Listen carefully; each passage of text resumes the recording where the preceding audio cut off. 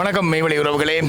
நாங்கள் இன்று தமிழர் கலை கல்வி நடுவத்தினுடைய பரிசளிப்பு மதிப்பளிப்பு விழா நிகழ்விலே இந்த களத்திலே நாங்கள் நின்று கொண்டிருக்கின்றோம்.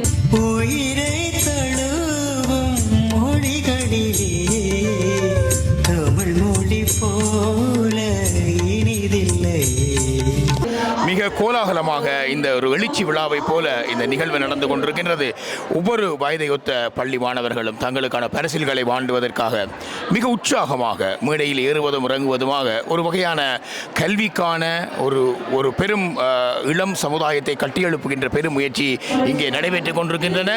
சந்தோஷ் ஜெயசேகரன், தினுசன் கலாதரன், விகாஷ் ஜெயசுபாகர். தனியே மதிப்பளிப்பு பரிசளிப்பு மாத்திரமல்ல, ஒரு சில கலை நிகழ்ச்சிகள் கூட இங்கே இடம்பெற்றிருக்கின்றன. பெற்றோர்களும் குழந்தைகளும் மிக ஆர்வமாக இதில் கலந்து கொள்கிறார்கள். கட்டிடக் கலைஞர் நரசிம்மன் அவர்களால் தமிழகத்தில் இருந்து வரவழைக்கப்பட்டு அவரால் வடிவமைக்கப்பட்டது. வெள்ளை நிறமை வியந்து வாக்கும் கொள்ளையாளாக குத்தி கிடக்கும் பூமணியை அள்ளி எடுத்து சிறுவரால் நாம் படிப்பாவை செய்தும் பனீர் சறுக்கியம் விளையாடி மகிழ்வோம். ஒரு வீரன் தன் வாழ்நாட்களை கணக்கிட்டு பார்த்து தன் உடம்பில் விழுப்புண் படாத நாட்களை எல்லாம் வாழ்க்கையில் வீணாக கழித்த நாட்களுக்குள் சேர்த்துக் கொள்வான்.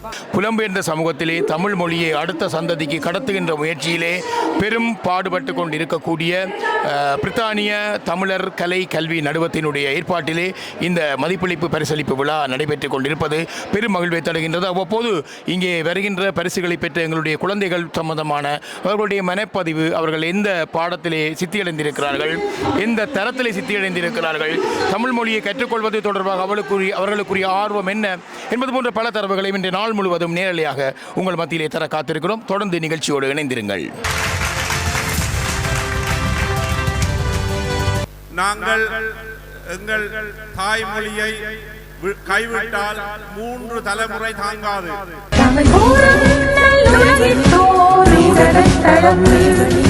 மெய்வழி மெய்வழி மெய்வழி மெய்வழி